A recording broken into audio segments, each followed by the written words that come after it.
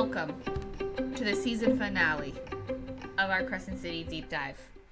My name is Dallas. And I'm Madison. And this is the Goodish Girls.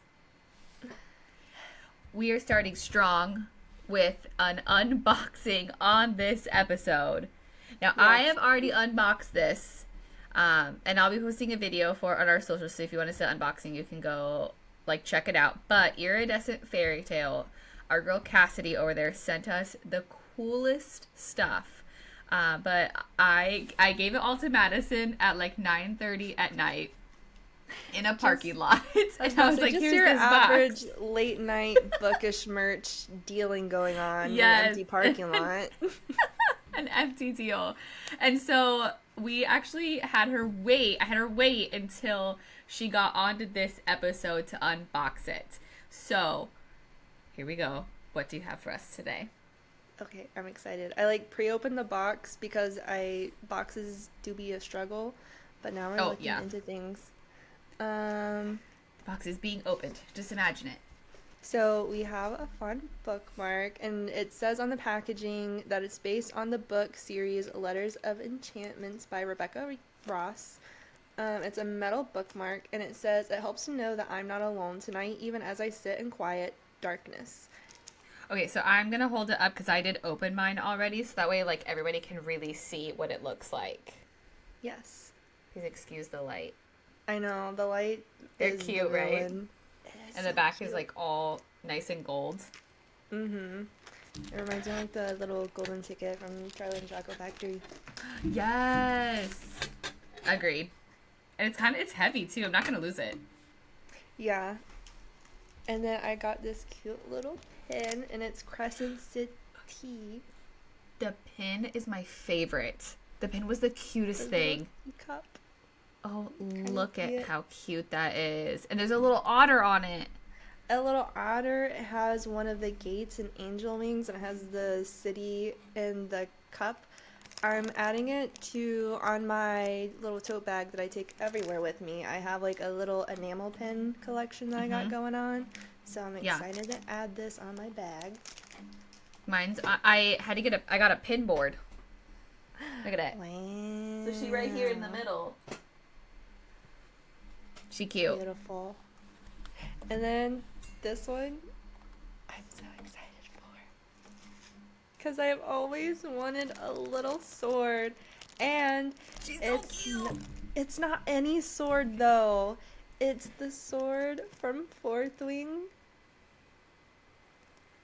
So it's the sword that technically, spoiler alert if you have not read Onyx Storm, but it's technically the sword, I believe, that Xaden takes the emerald out to make Violet's ring. So, fun fact, I don't know if you know this, but Cassidy from Iridescent Fairy Tale actually helped design the new merch in Rebecca Yarros' shop online. That's really cool. I think that's something. Isn't that wild? Yeah, it's kind of heavy. It's like a real, I think it's supposed to be a letter opener, but I will not be using it to open letters. I will only be using it for display and or violence. Yeah. I love this. I need to figure out, I feel like I need to have I feel like I want to do some, some push pins and have it be a little sword holder over my books. Oh, yeah. That'd be cute. I'm going to put that there as a reminder, because that would be cute. And now the big ticket item. Whoa. Wow. I'm going to get emo, bro. Mm-hmm. Okay. This is book 1, so this is going to go on the cover. And it has the crescent moon and the angel wings. And then for the back, it has the iconic "Through love, all is possible." I love them so much. And I like that the letters are textured. Yes. Mm-hmm. It's gold embossed. I think that's what it's called. I'll go with that. I feel so special holding these. I fangirled so hard. Even in like the video when I was like doing our unboxing, I was trying to play it so cool, but like, look at that. Yeah. She cute. She real cute. Okay, show him the next one. Show him the next one. I'm looking at the second one. So we have another gate, the title, and then we have the sword. And on the back of this one, it says, "You remind me that I'm alive." So cute. Alright, show him the third Last one. one. Last one, we got the moon and the star and the title. And then this one's quote is, Evil always lingered just below us, waiting to snatch us in its jaws." Iconic. Interesting. I feel like the spine is just like Crescent City, because it's the stars, because Starborn, and then the Crescent City. But it also kind of looks like Feyre's tattoo.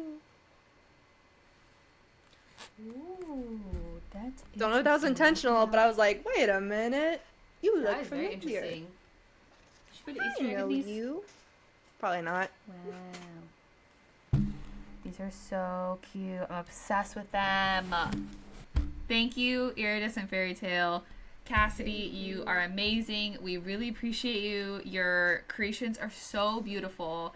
We cannot wait to display these in all, I'm going to say all of our episodes. You will see this Crescent City series here because I'm just going to have it up there forever. So Yeah, it may be on a different shelf, but it'll be somewhere in the background because I do reorganize quite a bit. Yeah, I think I might reorganize every so often. I think I might switch out ACOTAR for a little bit for Crescent City, and I do want to get like a little holder for my sword for 4th lane. Yes. So I put mine up here, next to my Starlight Candle Co. Look at my little dragon holds it. Oh, that's smart. See, cute. She stays there now. That's smart. I'm gonna have to see if I can get either the dragon or the rune to hold it up. Yeah. Wow, that was so fun. I feel like it was Christmas. I know. Every time I get book mail, it feels like Christmas. I'm just like, Oh, I love book mail. For me? I love book mail. a little It's so old good. me. I know. Every time it shows up, I'm like, I have a little package in the mail. So, and it's nice. It's nice that like people want us to read their books because we want to read your books. So, yes, we want to show off your things. We want to read your books. We want to do all the things. So, again, thank you so much, Iridescent Fairy Tale. We are so appreciative. What a fun thing to put in our videos on our very final episode of Crescent City. Are you ready to get into this? Yeah. It feels like we just started this. It does. It Like, does it feel still like feels like and summer. it's wild because it's like 97 chapters. Like, yeah, it's a lot. Sure is. It is a lot of information, but I think we've done a good job. Like, Oh yeah. I had fun. People could listen along and not have to worry about spoilers because it is a kind of a hard book to like get into and keep up with everything. Not that it's a bad book; it's a great book, but like it's a lot of information to process. And even though it's a lot of info, this is my favorite book in the whole entire series. I'm a book one girly. Yeah, I am Crescent City, then I'm Court of Silver Flames, then everything else. Oh, I don't know what I am. If we're going like book by book, I have no idea. If we're talking series, then I feel like I need to do a reread before I determine if Throne of Glass is above ACOTAR. But it's like those two to be determined, and then Crescent City. I feel like Throne of Glass has to be up there for you because I think you talk about Throne of Glass on like a regular basis, way more than you talk about ACOTAR. How could you not? Well, okay.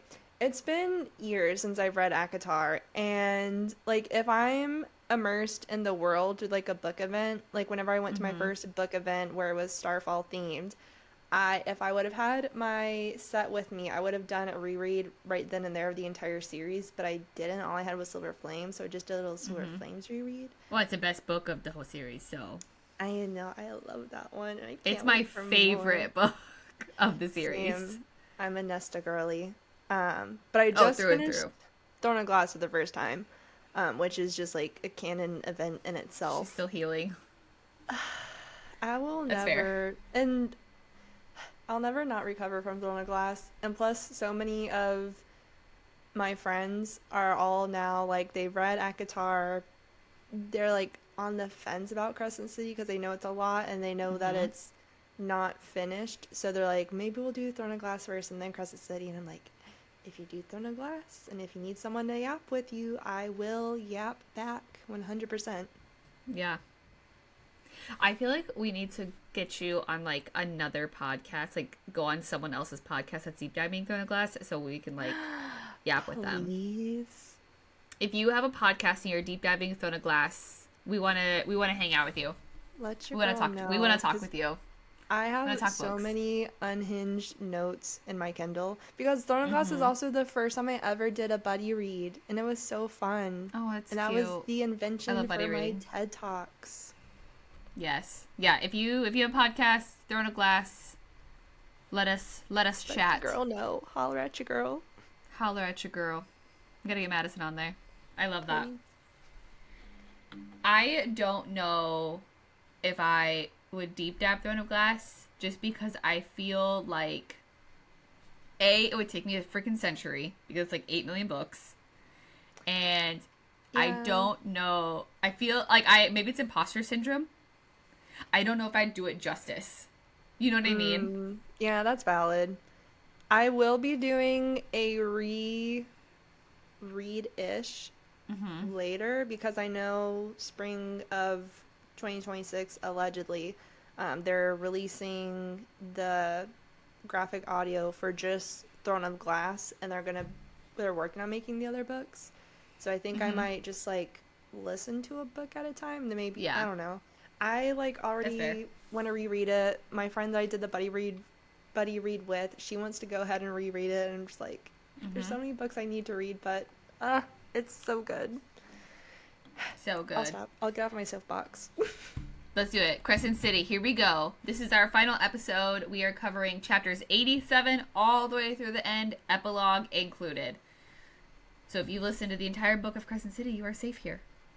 Here we go. Yes. Let's do it. So at this point, Rune is panicking, right? Bryce is like running through the streets of Lunathian because everything is wild. So during this time, and it's still like switching back and forth, which I thought was kind of interesting that you would get both perspectives between like what's happening with Bryce and what's happening at the summit. So Fury notices something that's happening to Bryce, and there is a bright light glowing from her chest, and like gravity is not working right now, so materials are like floating around her. So they're like, I don't know what's happening. We know what's happening now, obviously, but like in that moment, they were like, what the fuck is going on with her? And as Bryce is running, she approaches the gate. And she says, as she's running, she's like, I am Bryce Quinlan, heir to the Starborn Fae. And at this moment, we also get a flashback, which we have not gotten for quite a few chapters. And if you guys remember, like back in those few chapters, this is the moment where Bryce and Danica are trying to free the animals from the smugglers, and there was like a lot of males there, and they almost had both of the girls in the right place to kill them. But that night, Danica was let in on the secret that Bryce was holding. She told Danica that she loved her and to close her eyes, and a bright light shone from her chest, and she was able to blind everybody basically, and then kill all the males with the rifle that she had, which is the only reason that they survived that night. So the Autumn King, the Asteri, Midgard, and Rune did not know about this light power. Like, this is top secret to literally everybody but like 3 people on the planet. So, and they're all finding out about this in the moment. I can't even imagine what they were thinking or feeling. Shock. Anger, probably Anger. from one party. Yeah. Disbelief. It's nuts. So we also learned that this light that is coming out of Bryce's chest is a literal star from another planet. I feel like those are such important words. Like it being from another planet. Yeah. Dot, dot, Yeah. dot, dot, dot, dot. Sorry. There's like I'm like shuffling through all. I gotta look for my answer. I gotta find it. Gotta look for my She's point. searching. That's what.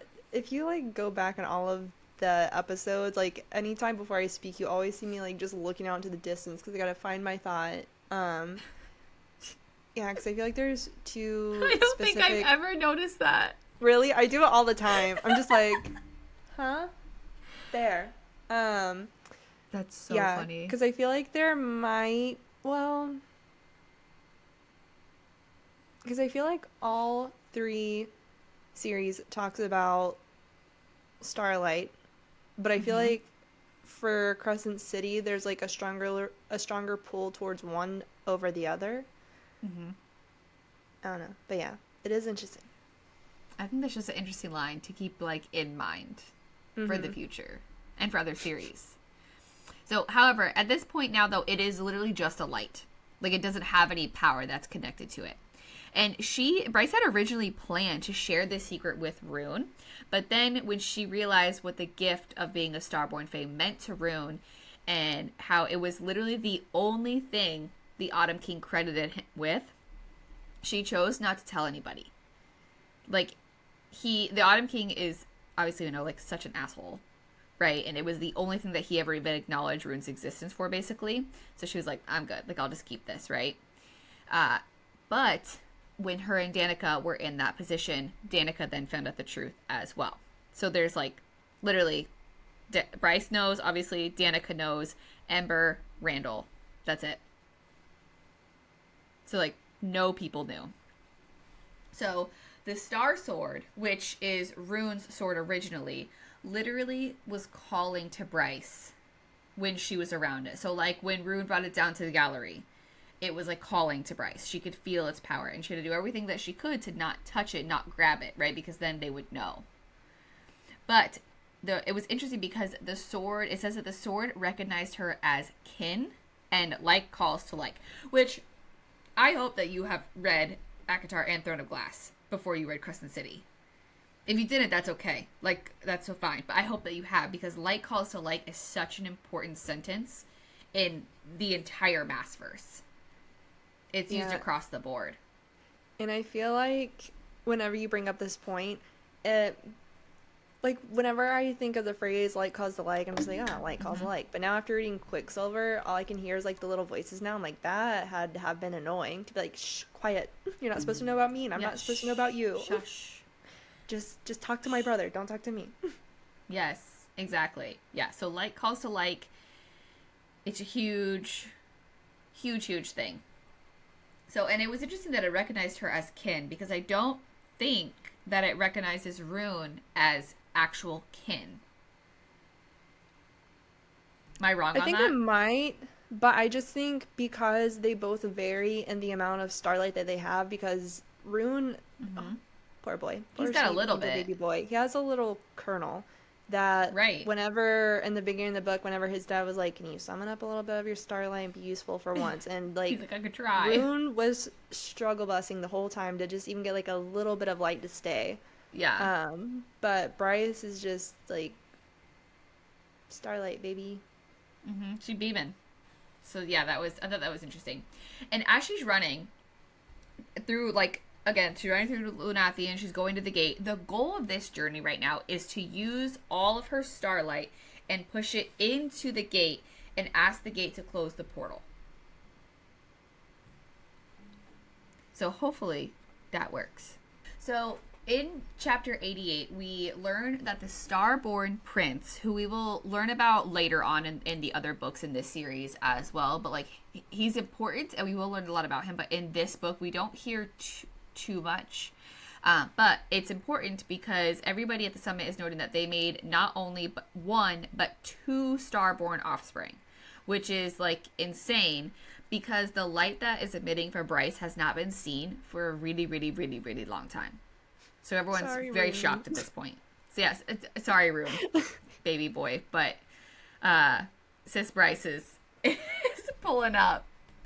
So Bryce's light did end up sealing the portal. So like they got through, gate's good, that gate is closed. But as you guys know, every gate is open to Portal in Hell right now. So her magic was able to close one gate, but she's not in the rest of them right now. So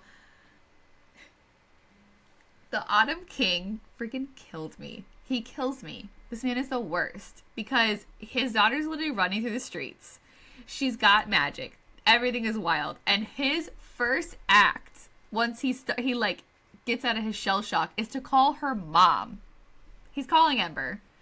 And he's like, meh, meh, meh, you're a bitch. Like, meh, meh, meh, you didn't tell me about this. And she's like, bro, you couldn't handle the truth.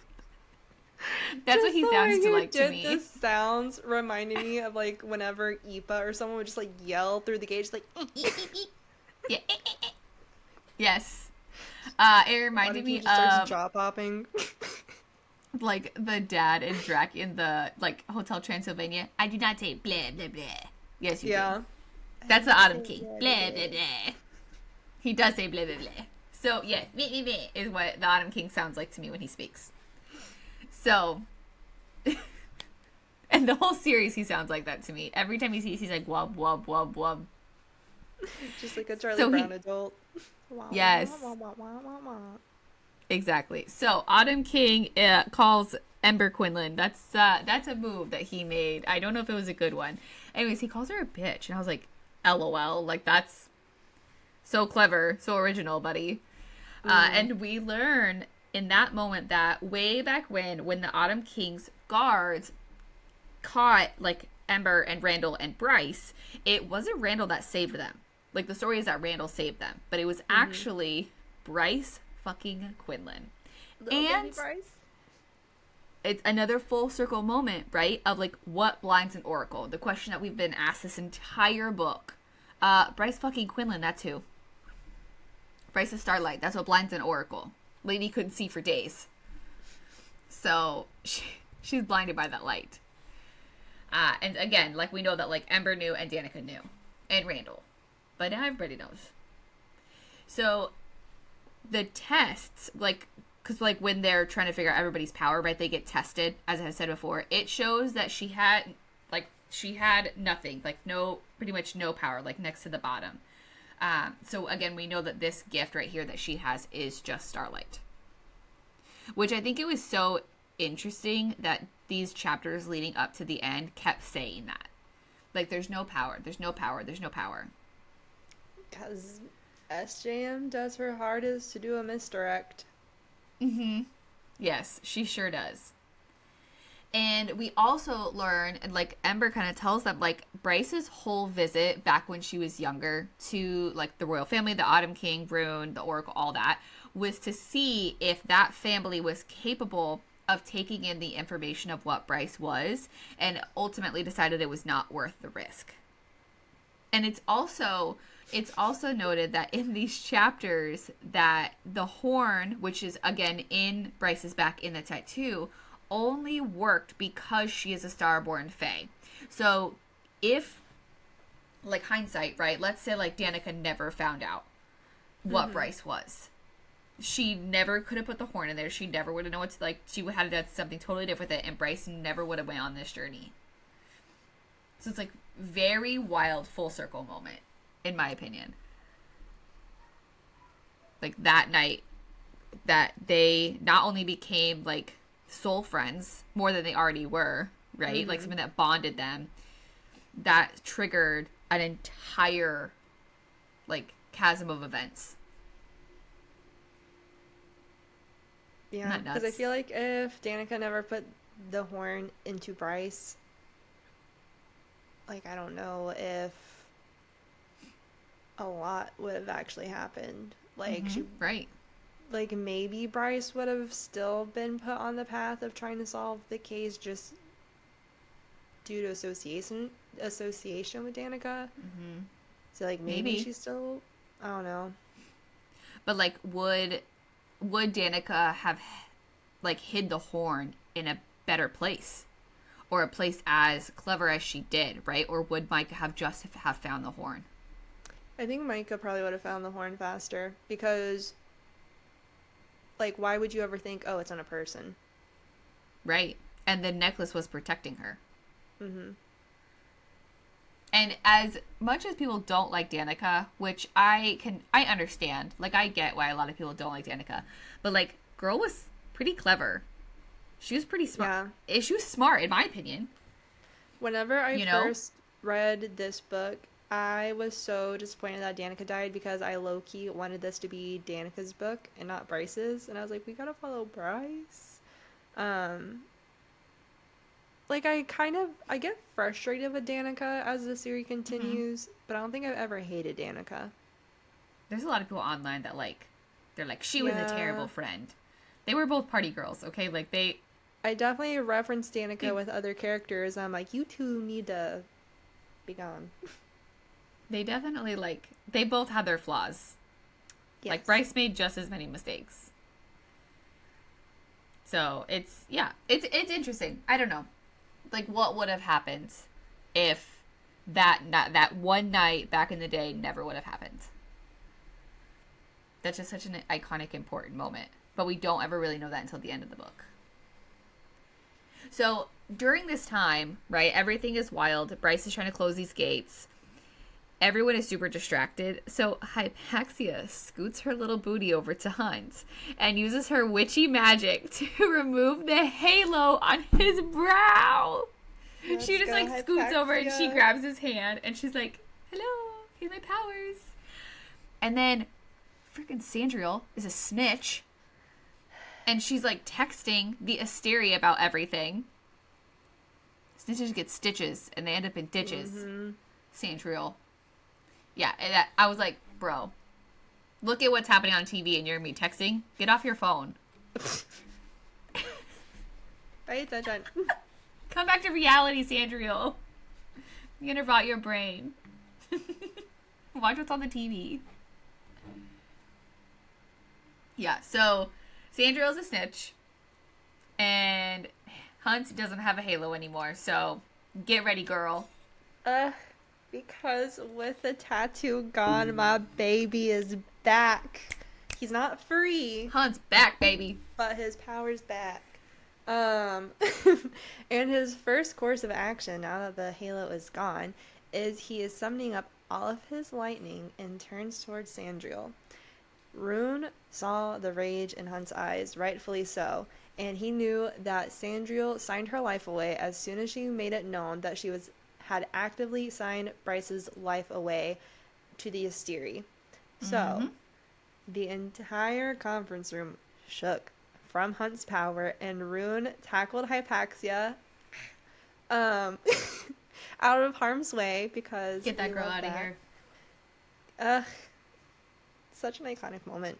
But anywho, focus. Where do I sign up to be tackled by Rune Dannon, Crown Prince of the Balbaran Fae? Listen. I would like to sign up for that, please. Let a girl know. Yeah. When and where? That man knows 3 things with absolute certainty, and if you don't know what that phrase means, you'll learn in the next You didn't listen to any of these episodes. Well, no, they don't say it until the next book. Because it's literally the chapter opener of Rune Dannon knew 3 things with absolute certainty. Oh, damn. All right. Edit that out. I don't want to look dumb.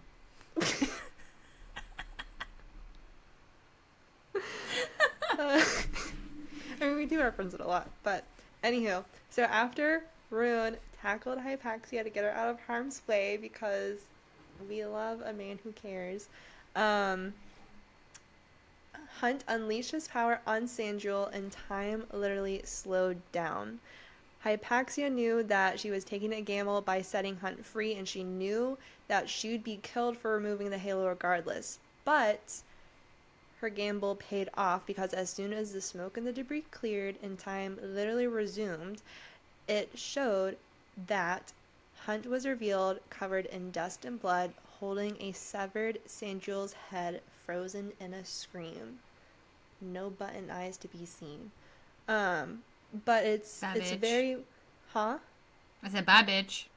Yeah, good riddance. But it reminds me of another really cool girly in another book. So, I'm not gonna say who if you haven't read a certain series, but if you know, you know. Hunt drops... I don't think I know. Yes, you do. Read my notes. Okay. Ah, yes. I now know. I'm like, you know. I was just like, I was not even looking at her notes. I was like, I don't know. I know. I now know. You Carry on. You just forgot. I did. I was like, I don't know what you mean. Can't relate. Anywho, Bryce drops a head, and every angel in the summit room bowed. And I need a painting of that. There's a specific artist. I can't remember her handle, but she makes like the most beautiful bookish art. And I can just see a very angelic painting of this and like the little iridescent accents that she adds to her paintings. And I need this moment in a painting form, please. Agreed. But as Hunt is done doing the thing, he looks to Fury and he says, forget the Asteri and get your helicopter here now. And essentially, Hunt, Fury, Darian, Rune, and surprisingly, Amelie is like, I'll help too. But they all go to the chopper, while Hypaxia and Jezebel stay behind to keep all the other city heads, to like keep them safe, but also just to keep them honest, because you still got the Autumn King there, you got Sabine there, and then you got the poor Prime, bless his soul. Just have a nap, little buddy. He gives me such anxiety. I know. Protect the Prime. Protect the Prime. But Hunt finds that he easily falls back into his commander role, and after he dishes out the order, he turns back to Rune and asks if he knew about the night with Bryce and Juniper on the roof, because that was referenced. And Rune says that Bryce was a ghost for a long time, but Hunt had brought her back to life. Yes, he did. You know, for someone who brought her back to life, you think Homeboy would have earned Sunball privileges sooner on, but whatever. I know. I hear you. But thank you, Hunt. Back to Bryce's... Thank you, Hunt. Back to Bryce's POV for a moment. She marvels that, ta-da, she got the gate working with a little bit of the starlight that she put into it. And in that moment, Bryce knew that it wouldn't be much longer. In that moment, she doesn't know whether it'd be much longer until help arrives or until she would meet her end. She wasn't sure what would happen first. She just knew that something would happen because Homegirl be doing the most and she is tired, and I get it. But Fury and Co. are flying to the city on their way to Bryce and getting intel from Deck and Hypaxia on the way there. So Hypaxia and Deck, they're the little voices in the ear. They inform Fury and Co. that Bryce is drained and she's safe near the powered gate, only until the demons learn not to fear the starlight anymore. What did I say? Oh, they get a reading that the Assyrian Guard is sending an Imperial tank with Brimstone missile launchers to blast the city to dust to take care of the demons, but also now, thanks to Sandriel, also to take care of Bryce. We also learned in this moment that Brimstone missiles are made of pure magic and spells to not only do a lot of damage, but also to slow one's healings. And they take a while to make, which also we learned allows for a little bit of time between rounds being reloaded. Bro, the thought of that is so scary to me. Which part? The missile. Like, the thought of how that missile is made and what it does and how catastrophic it is so stressful to me, even though it's in a book. Yeah, this was, like, one of the times where I'm like, can we not have modern technology? Because that be stressing me out. Actually, let's just go back to the time without phones. Let's go back to the Renaissance. Yes, to the Renaissance where there is no big scary tanks and giant missiles that slow healing down to make the worst impact. No tanks, no mech suits, just No, thank you. a good old sword. That's all you need. Just a good sword. A sword, some leathers, and a turkey leg. A turkey leg. Yeah, at the Renaissance. Don't you get a turkey leg there? I've only had one turkey leg, and it was kind of meh. Girl, you did it for didn't the- have a good turkey leg. I did it for the vibes. I also did it at Disney, and maybe it's just Disney turkey legs, but well. No, the sorry. vibes are that Disney's not where I'm gonna get a turkey leg. That's like you know what I That get at was Disney? I get a Diet middle Coke. school me and that corn saw a dogs. massive turkey leg, and I'm like, that is what I Okay, want. I'm for so dinner. sorry. I'm sorry, Madison. You haven't had a turkey leg since fucking high school, and you were, girl. I mean, okay. Okay, when you go to your next Renaissance fair, I've also Please? never been to a Renaissance fair because every time I find out about them, I find out about them too late. And it's like, look what happened and all the fun you missed. oh I'm my like, god, you know what we should just do? Let's just go to Renaissance fair? medieval times. I mean, yes, that too. But let's just go to medieval Do they have times. turkey legs? Yes, I'm pretty sure. Right? You eat with your hands. There's like meats I know and you can stuff. eat with your hands. Because I think it's a turkey leg. I don't know. I'll have to look back at their menu. Cause I'm gonna Google it. we- Do I get a turkey leg at medieval times? Because I'm googling it. We Oh, were damn gonna- it! It's roasted chicken. That's See? fine. Because I think Not we the were going same. to do medieval times if I worked Christmas. Because last year I worked Christmas. So there was like a murder mystery dinner that we went to. And that was my Christmas. So Oh, if I that's fun. worked this Christmas, we were going to do a medieval Christmas. But I was looking at their menu and I'm like, can't eat that. Can't have that. Could eat that, but that might be a gamble. No. Also, That's the not sword good. is going to be my new Can you eat a fidget. turkey leg? Yeah, turkey's bland. Like, Okay, yes. I got so many But with messages from seasonings. people being like, thinking of you during Thanksgiving. I hope you can eat. I'm like, Thanksgiving is the season of bland food, so I'm golden. Okay, good. I was like, that's such I'm like, I might not fun eat intro much, message to send somebody but to be eating. Thanksgiving food, it do be bland. Yes. Not a lot of seasoning, unfortunately. It's One day, when you feel better and you are cured of your hot girl tummy issues, I am going to take you to the Renaissance Fair and we are going to eat a turkey leg together. I can do a turkey leg. I just need the Renaissance But it has fair to have seasonings. come back. It has to be seasoned. Yeah, listen.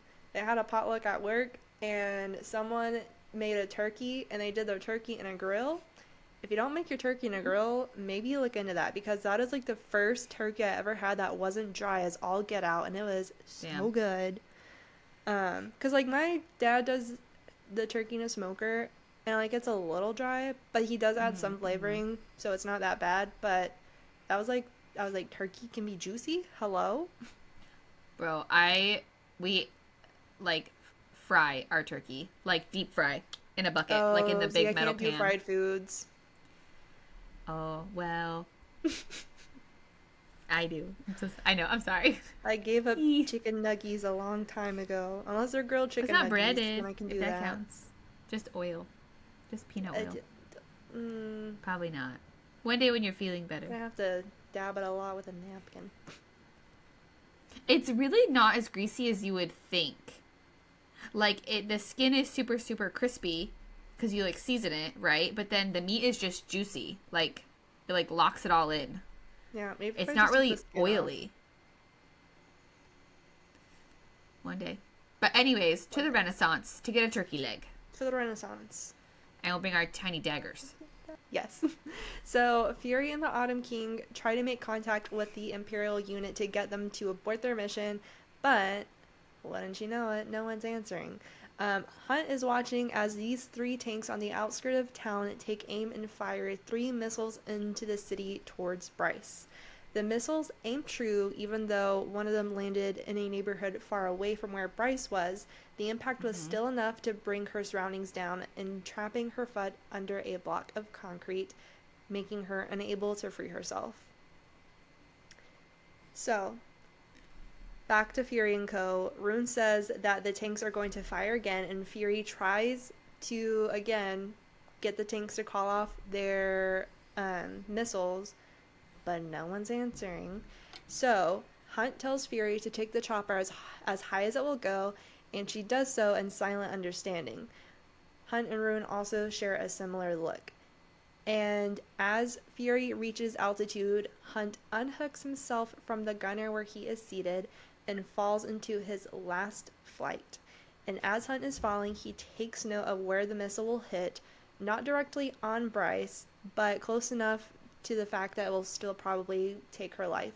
So he summons all of his power, and with his wings splayed, he shields Bryce with his body. Bro, that shit hurt me right in the heart. I was like, I get it, and I applaud heroism, but I'm like, can we just all be safe? There is no safe. If I was reading this and I was like, if Hunt Athalar dies, I'm gonna DNF this series. That was me with Syrinx. I was like, if this little lion cat dog pug thing goes, oh yeah, I'm also gone. If they kill any animal, I'm out. Yeah, I cannot. There was another chapter that I think I talk about where, like, as I was typing it, it made me a little emo, like maybe a little bit more emo than Lily's chapter, surprisingly. Oh, I don't know. In this book? Yes. What scene? We'll get there.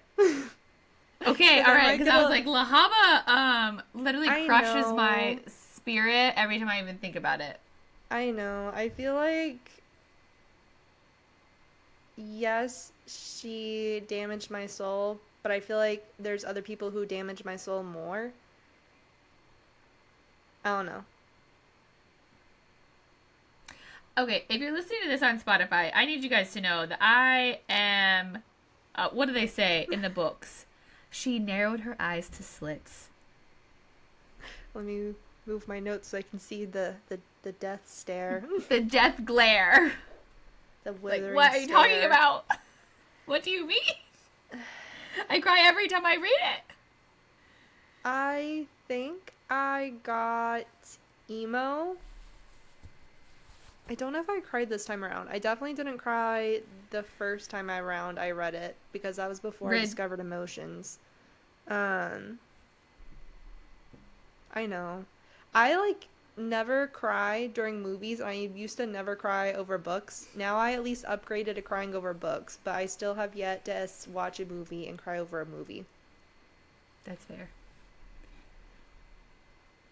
Okay, I'm interested to see when we get forward what scene you were more emotional about besides Lahaba dramatically sacrificing her own life.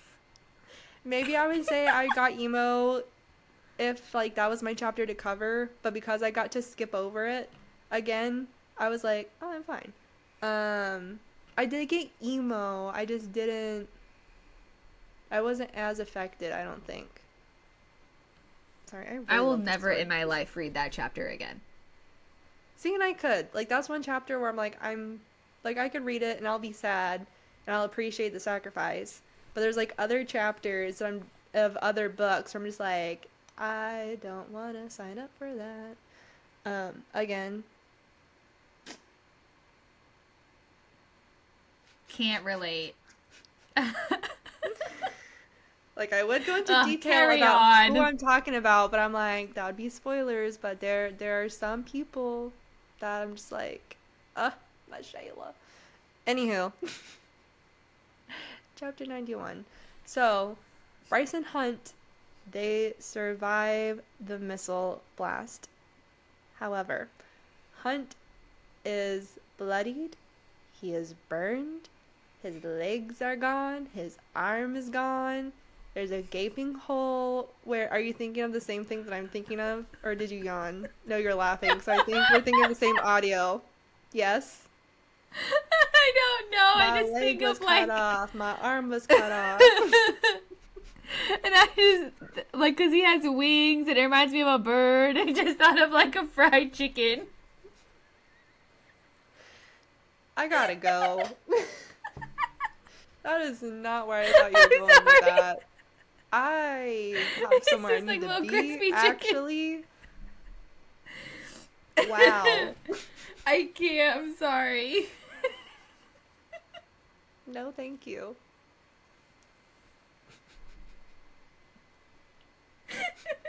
I'm literally crying right now. I was just thinking of the fun audio on TikTok. I can't. Where it's like the guy going like, his leg was cut off, his arm was cut off. Not chicken. I had a Red Bull today, dude. I'm unhinged. I love that for you. Anywho, Bryce and Hunt survived. Bryce doing better than Hunt though. However, Bryce touches the pad on the gate, asking for anyone to come to literally any other gate and touch the disc. The gate, as we know, and as it's re-explained again, is a conduit, and she needs one other person there to anchor her so that she can make the drop. Because her first light will spread to all of the gates, lighting them up and sending the demons away and essentially closing the gates. So right now, she is using those gates to her advantage, and we are waiting for literally anyone to answer. And Bryce tells Hunt to hold on and that she loves him. That was a good moment. I needed that. Even from me, that was a good moment. My soul needed that. But as Bryce is just going through it, she's kind of giving up. She's tired. She's holding out for a hero. And very faintly, through the gate, Bryce hears someone from the bone quarter say, "Light it up." And that voice is Danica Fendir. Danica Fendir. Yeah, so in chapter 92, if you have read Crescent City, I love that for you. If you can listen to it, I do recommend. If you can't, just listen to this one audio clip, because Elizabeth Evans, who is the audiobook narrator, deserves a goddamn award for this line alone. Light it up, Danica. Light it up, light it up, light it up. Like, the graphic audio did a number on me for this one. I have not heard the graphic audio version. I've only heard, like, the actual version, like from the original audio. I kind of want to try to find it. I say we should both we should listen to the opposite ones that we haven't listened to. But like, it gives me goosebumps every single time. Can you win awards in audiobook narration for just one line in a book? Like, is that a thing? I wonder if that's a thing. I don't know about one line, but they do have awards. Line of the year. That's real. It's a good line. So please nominate Elizabeth Evans for an award in that moment alone.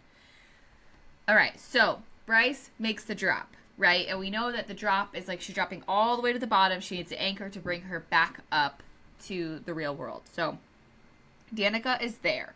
And we know, again, that Danica is still dead. She's not, like, alive and secretly. She is truly dead. And she had a small kernel of energy still left in her soul that she is now able to use. But, sorry, must have changed that. The little dots, I can't. I'm working on it. But the consensus at the summit is that she is unable to use her soul as an anchor because she is not alive. So everyone is like, okay, she's making the drop, but like, she's not coming back. So I don't know. On the graph that they are looking at, that's showing her power scale, right? She is at basically 0, like not even significant in any way, shape, or form. So she goes to that power scale, but then she keeps going, right? And it's noted that on the gate, there's a plaque. And the plaque is not just a saying, but it's actually a blessing. The power of the gates contained power from every single person who have ever touched it and ever given a kernel of their energy to, right? And all of that magic is now going to Bryce. So Bryce is now like super, super powerful. So she's like going, and she's above room, and then she's going, and she is now a decimal point above the Autumn King.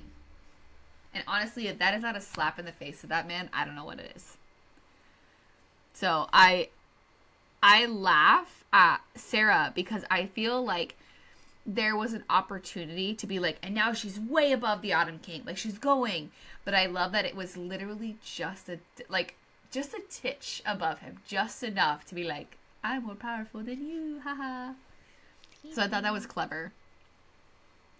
And so when she's doing this, she's making the drop. She's getting all the light. So the light is now going to all of the gates and healing the city and closing all of the portals.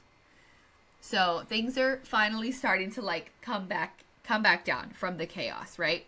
So now Bryce is literally stuck at the bottom, and no one believed that Danica could help her come back up. She's stuck. So, chapter 93. So, Bryce pulls back from Danica to essentially get a good look at her friend, because this is the first time she's seeing her friend in years. And even though it's like not truly physically Danica, it's still her essence, this is also probably the last time she's ever going to see Danica. Bryce can feel the world up above, but tells Danica that she doesn't think she can make the ascent because it's just too hard without her. Danica tells Bryce that the rest of the pack are buying her time by holding off the Reapers just so that she can be here with Bryce, and that Connor wouldn't want her to give up. My sweet little angel baby boy. Yeah. So not only does Danica not want Bryce to give up, Connor doesn't want Bryce to give up, and Danica also mentions, what about the angel, who is now healed, by the way. And Bryce is kind of just like, what about him? And Danica says, is Hunt Athalar really just a guy to you?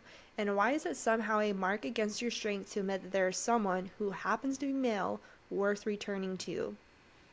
And to that, like, even whenever I was writing it in my notes, you know that meme of the guy that's like just sipping on his drink, just like crosses his leg? I'm like, I'm waiting, Bryce, to hear your answer, because I would also like to know it's not a crime to depend on someone else who happens to be a male.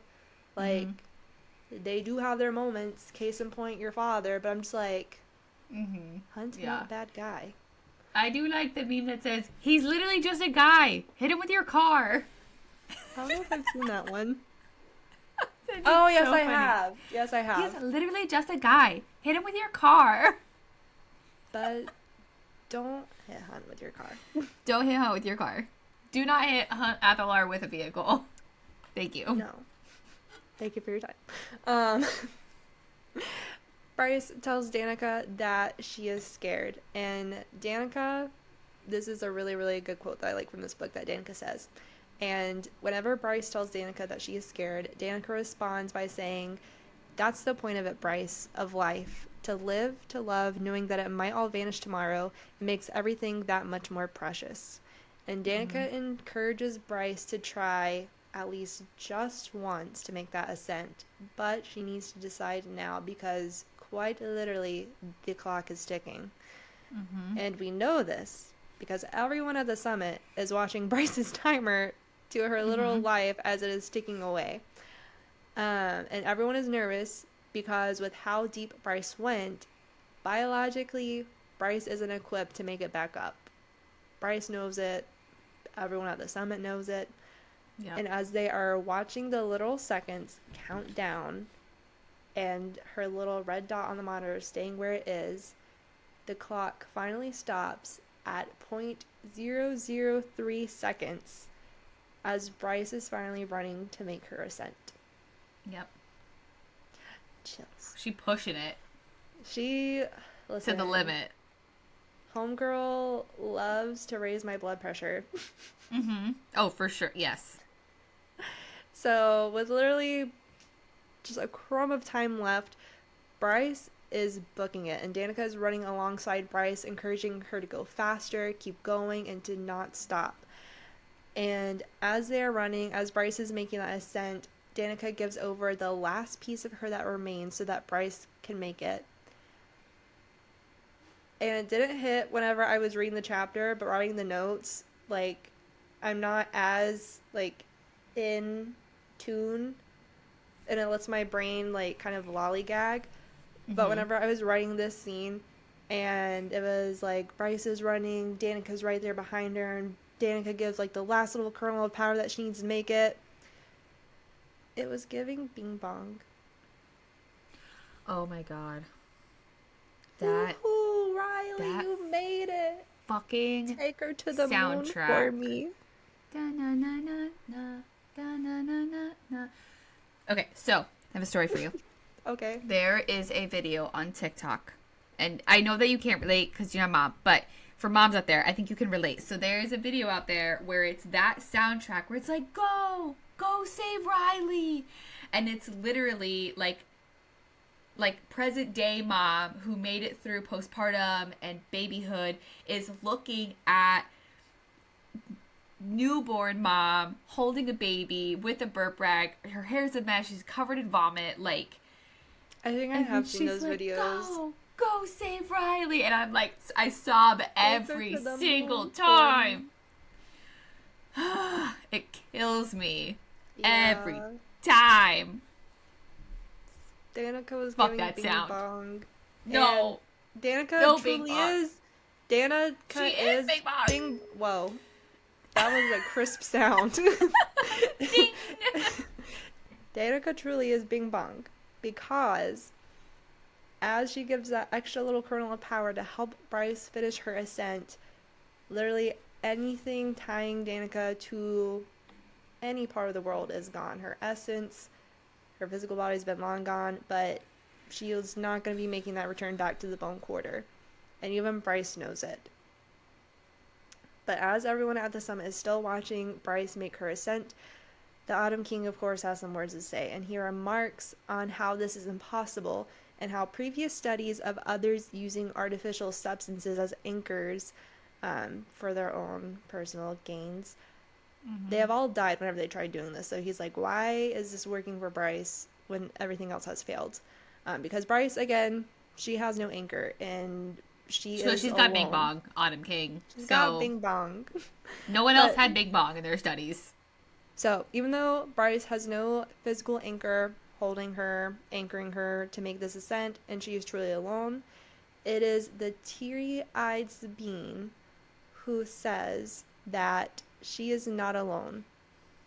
And then with that, everyone at the summit kind of also comes to the realization that Danica was in fact Bryce's anchor. It did in fact work, but now what was left of Danica is gone, and that was Danica's last act of hopefulness. So that was her sad. Bing Bong moment. Yeah, no, she truly is gone. That is sad as shit. But what a way to go out. You know what I mean?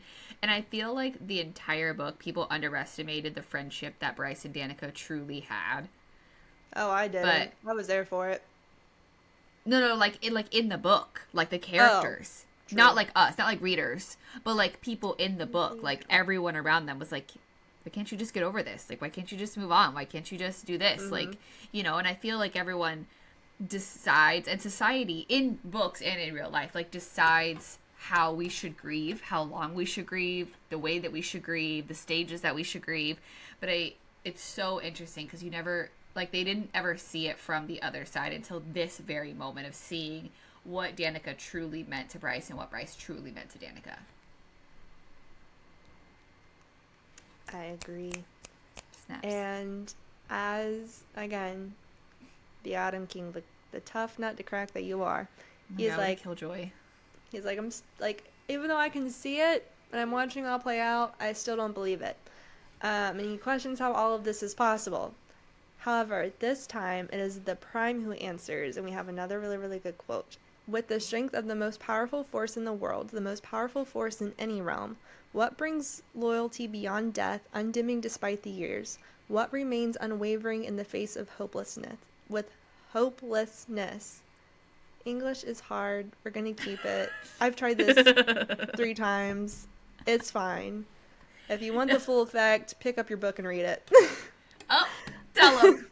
Tell him. So even though he doesn't give a clear answer, to what he means. Everyone looks at the monitors to where their attention turns towards Hunt, who is giving Bryce chest compressions, and we love to see it.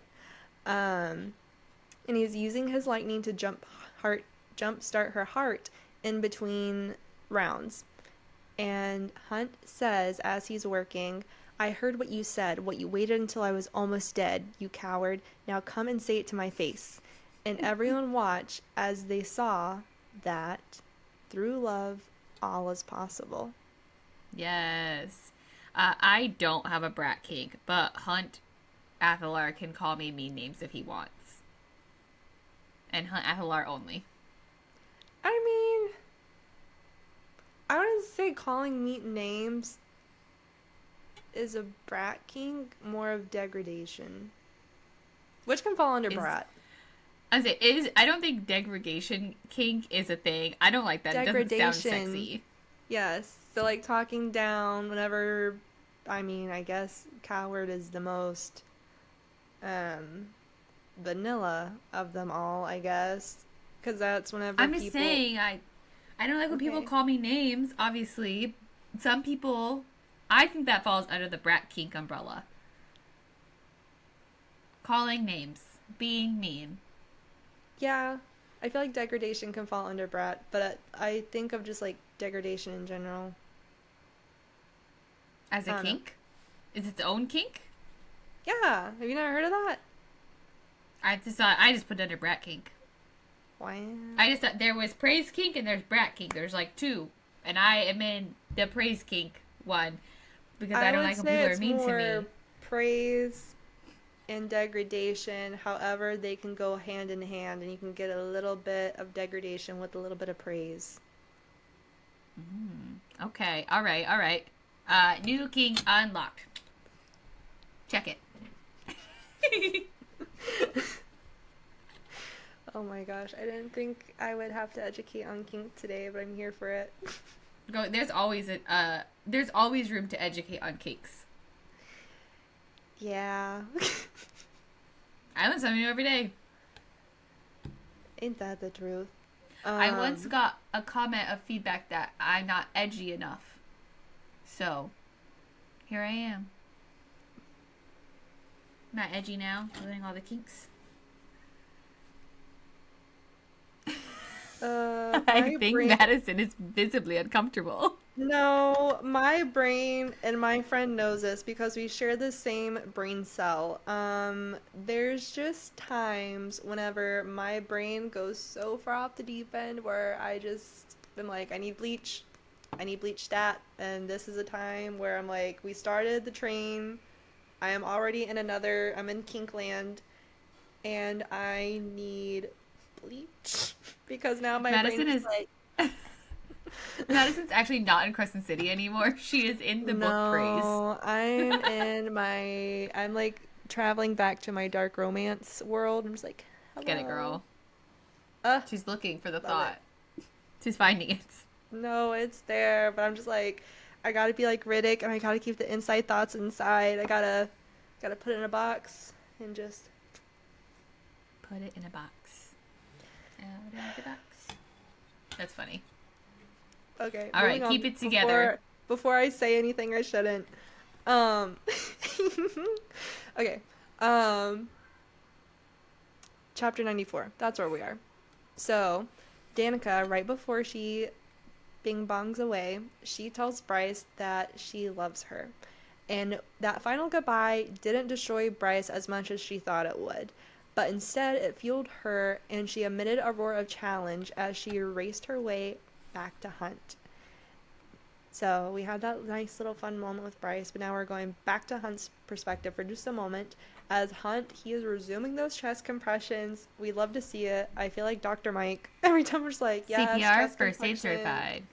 Heck yeah. He's also O2 certified, I'm sure. Hunt is probably O2 certified as well. CPR, first aid, O2. Probably. He probably's got all the certifications. Yes. But he's actually an instructor. Listen. Hunt would be a CPR instructor. And I will be the dummy. Yes. Um, Hello, I volunteer to tribute. I'm joking. Help. Um, I need to stop. I need bleach. Um, so Hunt is resuming those chest compressions. We love to see it. He's also shocking her heart with his lightning in between reps.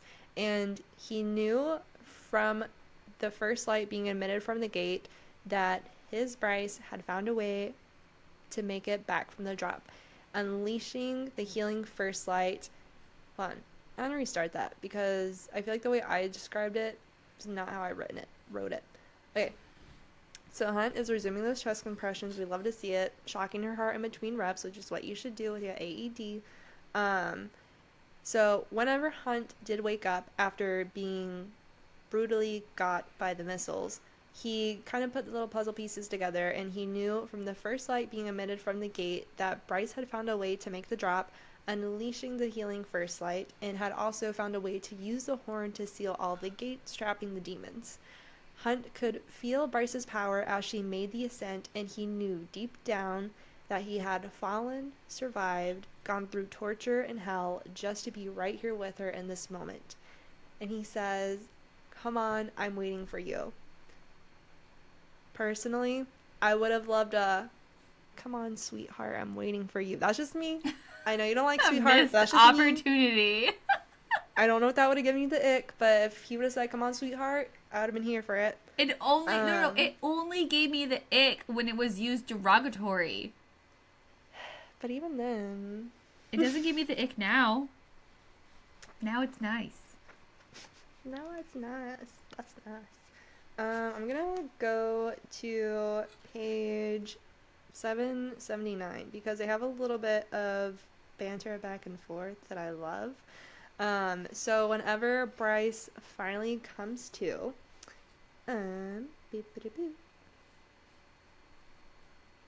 so the first thing Bryce says as soon as she comes to is she says, "Did you call me a coward?" And he says, "So what if I did?" And she says, "Too bad all that healing first light didn't turn you into a decent person." And Hunt says, "Where would the fun be in that, Quinlan?" He's not wrong. I love their banter so much. It's very cute banter. Yes. I love a good banter. I read one book where the banter wasn't bantering, but Ew. This, it healed me. Top tier bantering. Yes. So, chapter 95, all is well. Everything is over. Everything's calmed down, right? So, they finally make it back to the apartment. We find out that Syrinx is okay, right? Because we tucked Syrinx in on the couch way back. She, left him with all the things he needed. However, he is somehow on the other side of the door. And she was like, "I'm pretty sure I closed that door." So she still has no idea that Syrinx has powers. So he just been living his little power life. And Hunt's like, "I'll explain it to you later," right? So Bryce and Hunt can finally take a breath after all of this shit went down.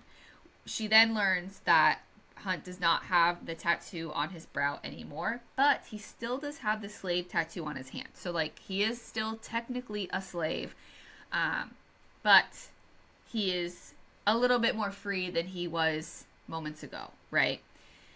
So we learned that Bryce obviously killed Micah and vacuumed him up, and then Hunt killed Sandrill. So both of them just killed an archangel and then went through all this shit and then just went home to their house, to their little apartment. So, I guess where else do you go besides home? So there is now a full ass 8-pointed star on Bryce's chest. And she's like, "Oh, that's new." Where did that come from? So that's now there. And things are finally starting to get hot and heavy. Things are getting spicy, right? And they're like, yes, we almost died. They're going to have end of the world, not end of the world text. It's going to be great, right? But they still have to answer to a couple of different things in life. So things are getting hot and heavy. And then Bryce's mom calls. "Sarah J. Maas, why can you not just let them smash?" Because it's so, yes, but it's so real. Because I was reading, I need to stop.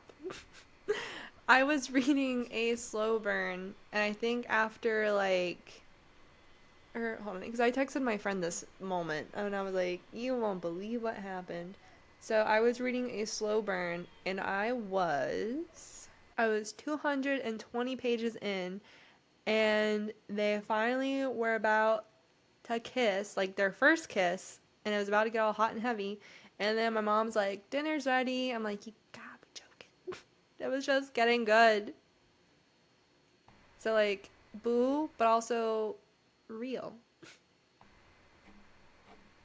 I disagree. I don't like it. Let them fuck. I mean, Let them do the at thing. least we They got almost died.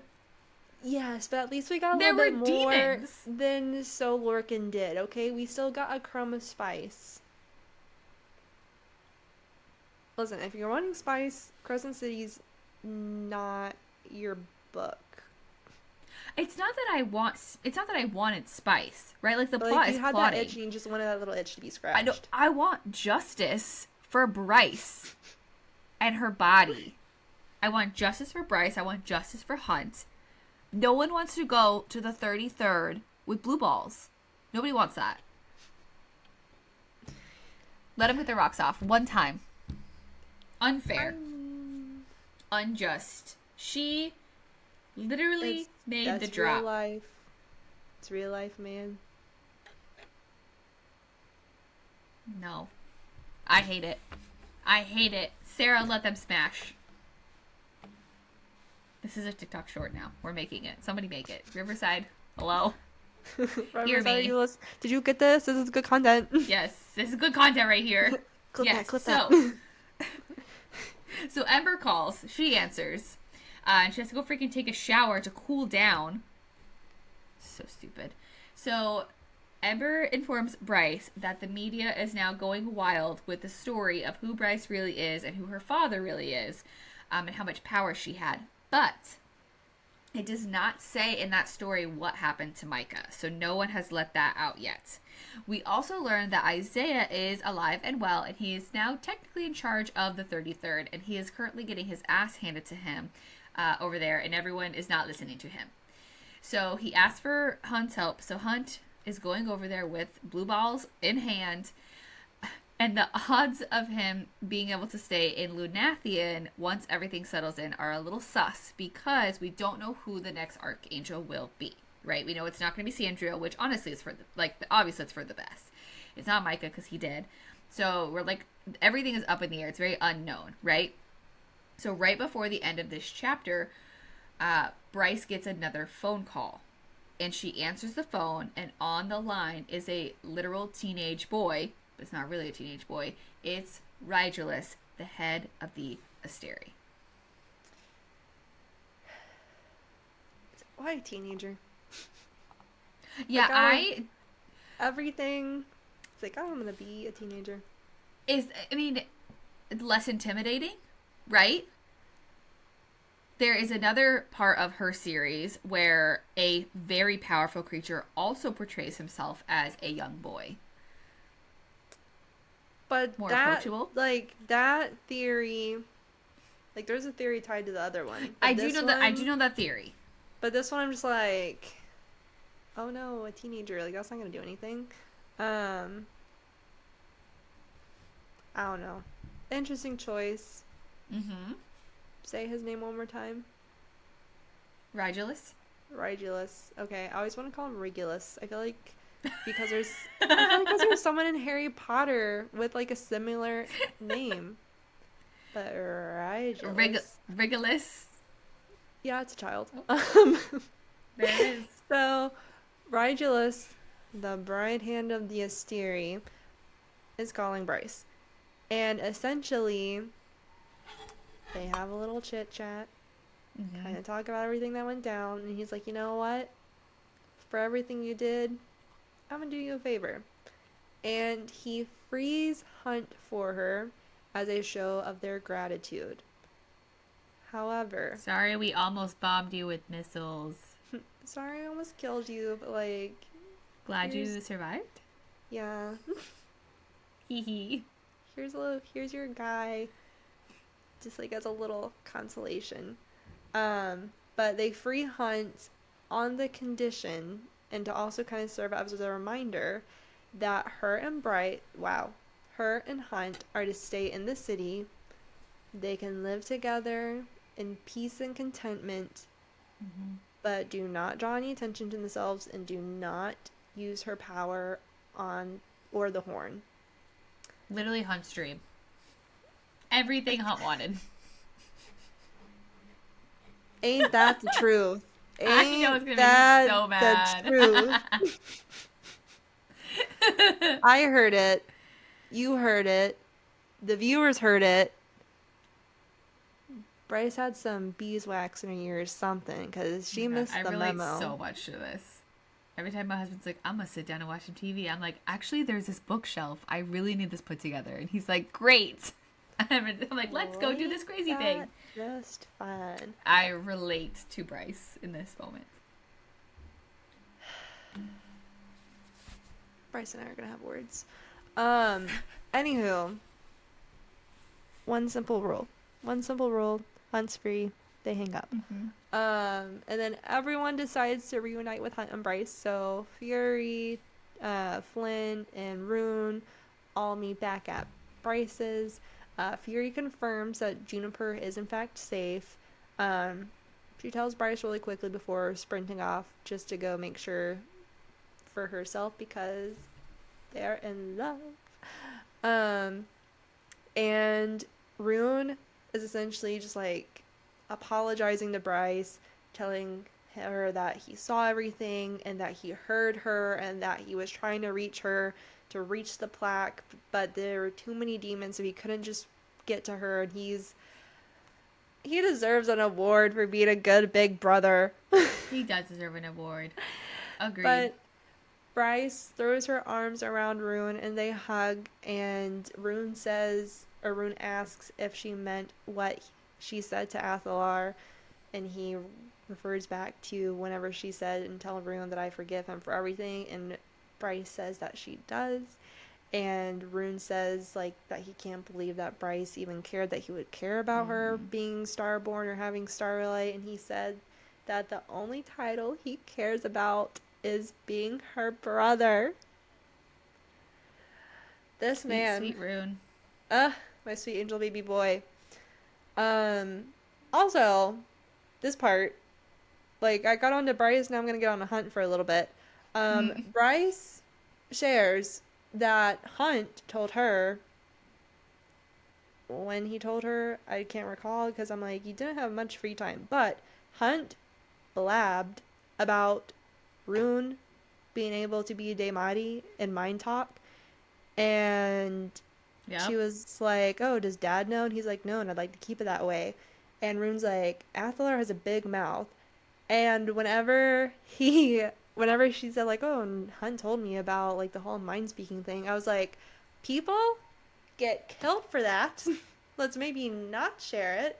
I don't know how it works in other worlds, but like, no bueno. Don't share that. But yeah, also, I can see that. As they're kind of having like their forgiving moment, but also keep the mind talking secret, Rune asks if he can come over tomorrow, and Bryce says that she'll add him to the guest list of her apartment. Yay! As he deserves. And yes, the chapter ends with Bryce looking up towards the rooftop where Hunt, the angel, a shadow of night waited, no longer the shadow of death. Yes! Because my baby's no longer free. Under Micah control. My baby's a free elf. He got his sock. Don't be a shock. Dobby's a free elf. Dobby's free. I have watched Harry Potter. I'm like pretty sure I learned and or realized a couple months ago that Dobby dies. Yeah, that's kind of a like kind of a big thing. I was at work and then they were like, "Oh, when Dobby died," and I was like, "Excuse me? What do you mean?" Yeah, I don't know. I think I was so young whenever I was into Harry Potter that I didn't have an appreciation for side characters as much as I do now. to where I was like, oh, like, sad Dobby died, but, like, I'm chilling. Moving on. Like, I'm fine. Yeah, watching it today, I feel like that make sense. I thought either that or like, was it so traumatic that my brain was like, we're not going to think about that anymore. He's totally alive with his free sock. It's not like, oh, I can't look at socks anymore. Like, I can't look at lavender soap anymore, but I can look at a sock. Socks don't scar me, but lavender does. Lavender soap. I still don't like lavender. My Shayla. It's an icky smell. I can't. So, chapter 97, the final chapter of the book. Let's do it. So, there is a lot to do within the city, right? They gotta clean, they gotta repair, and they also need to like wait around and see who the next city leader will be. Like what Archangel will just show up and be like, hello, I'm in charge now. And now that Hunt is free, he now has to make the decision on whether or not he wants to be a free and true member of the Triari, which I feel like is a big choice. He's known that position for a long time, so we'll see. He doesn't decide in this book. So we don't know either one of these things in this book. We will learn in, hopefully, the next book. So we learned that Therian and the River Queen promised Bryce that they would use their resources to help the city. And they did, in fact, take people down there during all of the chaos and help them stay under the water to get to safety. We also learned that Fyro, aka Five Roses, took the least amount of damage during the attacks, and that the Fae lost the least amount of members. Go figure. Can I just say that the way that you spelled Fyro, just for I know like your pronunciation, I was like, Fiero, what are you doing here? Okay, for the people, here's some insight.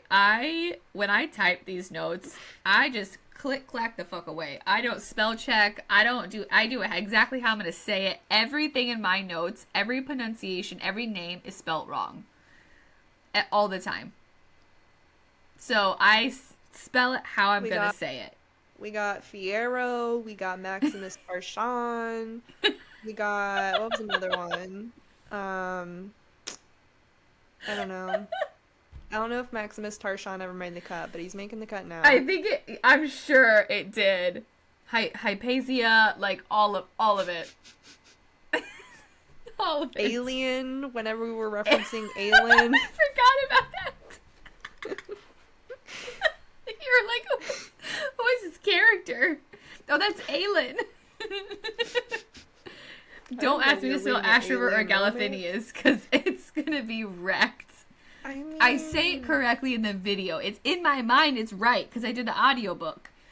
But on paper, it is Alien, Fyro, Galathinia. Like, I can't. Yeah, that's why I stopped reading Quicksilver, because I was getting tired of going, like, back and forth between the words and the pronunciation guide, which, bless Callie Hart for providing that, because you, a real one, for including more than just one pronunciation. Girl, you should have just messaged me. I would have voice memoed you all of their names. But then I was like, I'll just do the audiobook, because, I mean, like, they do a good job. That's a good choice. So That's a good choice. Because I listened to the audiobook at work, which, thank the Lord, my work, where I work now, it's all sterile. So I have a mask on all day, every day, 24/7. So, like, during the spicy scenes, I could just, like, smirk and giggle, and no one's gonna know what I look like or what I'm laughing about, because they can't see my mouth. Yep. I'm just like, She chillin'. Chillin'. Yes, agreed. So, we know that, again, that the Fae and Fyro lost the least amount of members. So Bryce texted June that she would be at the next dance class, and June calls her out because she's like, I'm so sorry. There were like missiles and tanks and demons, and you're going to be at dance class? But okay, like, I'll see you there. Which I love. I feel like that was very realistic, right? But also, Bryce is healing, right? Like, she gave up dance, which was a huge part of her soul for a long time, and now she's finally able to, like, take that step forward and get back into it. So I like that it was a little bit of both. And when she looked back on everything that had just happened and all the previous messages that Connor used to send her, the final message that Connor sent her, "Message me when you're home," she finally responded to and said, "I'm home." I know that one got me. I gotta go. Yeah, BRB. That was a rough one. She's like, I'm finally home. And as she's literally looking across this river and the bone quarter, the mist like separates, right? And fucking standing there was the entire goddamn pack. Minus Danica, because she's literally gone into the abyss and truly gone forever. She's big bonged away. But the pack is still there. So this is where it was like whiplash for me a little bit, because Hunt's like, hey, where are you? And then she's like texting him like, oh, I'm on my way home. As if she didn't just see all of her dead friends as ghosts for the last time. I mean, because Bryce is Little Miss Elsa, conceal, don't feel, don't let it show. Yeah, I'm like, good. I'd be like, Hunt, bro, guess what just happened to me? I'm on the street. Epilogue, you're not gonna believe this. I looked across the way, and all my dead friends are there. Dead people. I'm literally seeing dead people right now. I feel like it's... I call my husband after everything chaotic happens in my life. Like, every time, like, something happens when I'm driving, I'm like, call my husband. I'm like, you're never gonna guess what just happened. Oh, you're not gonna believe this. Every time an animal crosses the street, I'm on the phone. Wow. I'm like, guess what I just saw? An armadillo. So you're big. I was at work. Theory. I have done bird theory. Did it work? On him. It was iffy. I feel like maybe I could have picked a better moment to do it. But he was like, that's nice, like that you saw a bird. It wasn't like Robert Irwin status. Like, I was about to ask if you saw Robert. What kind of bird was it? Yes, Robert Irwin nailed bird theory, and I strive for that. But I do... Send me all your theories, everybody, because I do test them on my husband.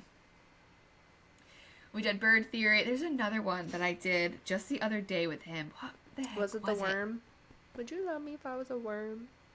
I don't know if I've done the worm. He better. Because I saw someone who they did that. I forgot the context, but I was in the comments, and someone was like, don't ask Robert Irwin if he would love you if you were a worm, because either he's going to ask you the species of the worm, or he's going to unlock the third option to where he's going to love you actually more of you as a worm than just you.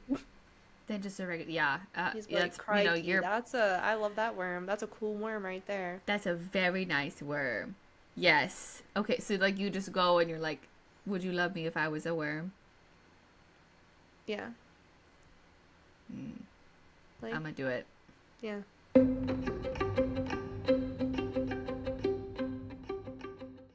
Hi, I have a question for you. Would you still love me if I was a worm? Worm? Yeah, like a worm. Can I use it for fishing? Can you use me to fish? Yeah. No. I mean, you would have to like take care of me because I'm a worm. Absolutely, I'd make you a house, all kinds of stuff. But what if a bass eats me? That was the then deal. what are you gonna do? They have worm farms. You ever seen that? A what? Worm farms. A worm farm? You'd put me on a worm farm with all the other worms? A house. Yeah. No, by yourself. You'd make me my own worm farm? Mm-hmm.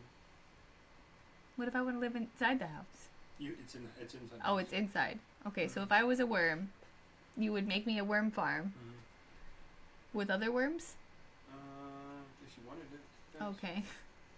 Would you still love me though? I mean, like a worm.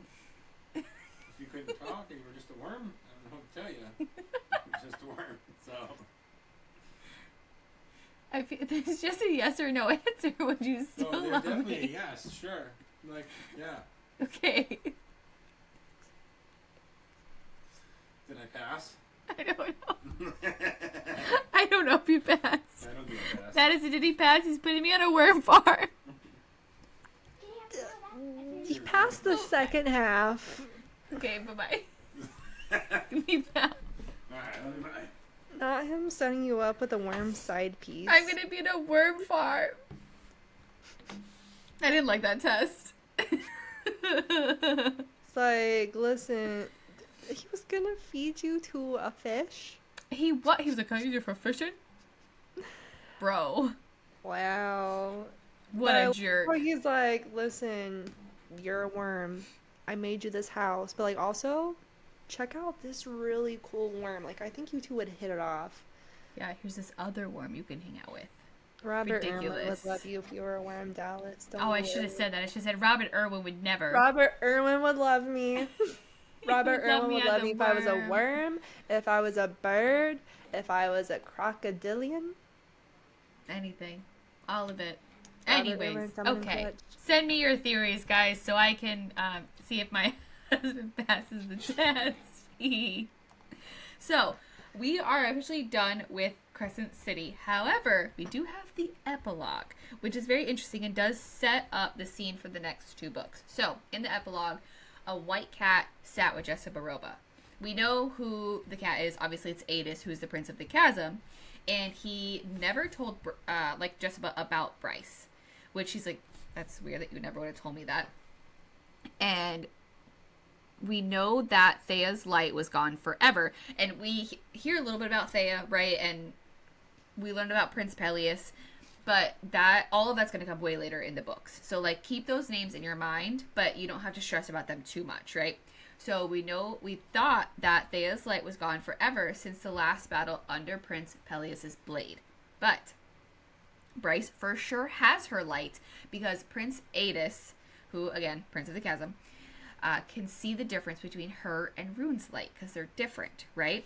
Jessica asked about Athalar, and he says Athalar's father would have been proud. And she's like, so sentimental of you. This is such a goddamn Easter egg, if I've ever seen one in my life. I want you guys to, like, take that comment and just put it right here in the front lobe. So then it's asked about the library. The library that was down in the gallery is moved to another secret location. All the books are safe. And Jessica tells him not to fuck them over this time, which tells us that something happened last time. And he says he does not plan on it since things are about to get so interesting. Dun, dun, dun. But side note, I thought this was hilarious. So Adis mentions that all of the demons who like left hell, went through the gate in the portal, and caused chaos are now being punished. And I cannot think of anything else but how the demons are grounded for life. It reminds me of that quote from iCarly where Spencer's like, you are grounded until college. Yes, all the demons are in Until trouble, and they're college. all being punished. They're all grounded. They're all scrubbing toilets. They are all getting their phones taken away. They are all of the things. You want to know a crazy theory that I just had? Yes. The final house of theory and lore. It might be a stretch, so just sit with me, bear with it. So, how you said that Jezebel tells Prince Adidas to not mess with them. Are you reading out my notes? No, you spelled it right, but whenever I saw how you spelled Adis, it just reminded me of Adidas. Prince Adidas. Listen, the amount of funny names I have for characters in Throne of Glass that are not their names, but I'm just this is who you are. Like Erewhon, the whole time I was doing my buddy read, he was earwax. Love that. Who else? There was someone else I called. Oh, Prince Zyrtec. Girl, I'm on the edge. What is your theory? I'm struggling sorry. here. Tell me. So, how Jezebel was telling Prince Adidas to not screw with them this time around. And he says he doesn't plan on it. Because Jezebel had, the secret library that I'm pretty sure... Don't quote me on this, but I want to say it's, referenced in Throne of Glass, I want to say is where I'm getting it from, because she has, not only... I mean, she has the Book of Breathings from ACOTAR, but she also has The Walking Dead from Throne of Glass.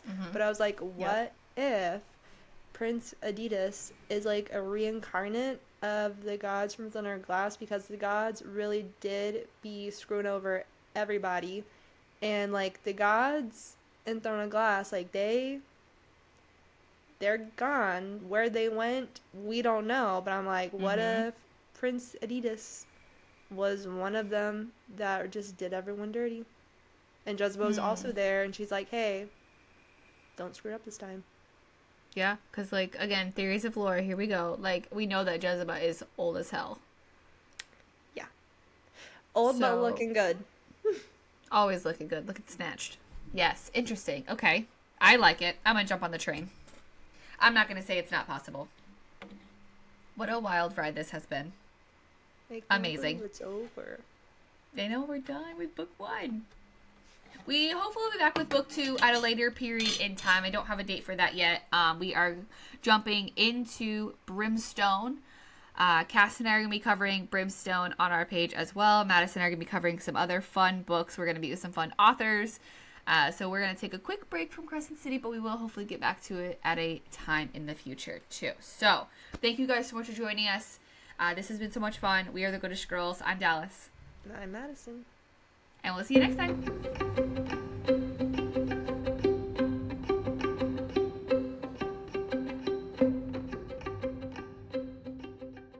Can't get enough of the Goodish Girls? Follow us on social media for sneak peeks at our upcoming episodes and bonus content.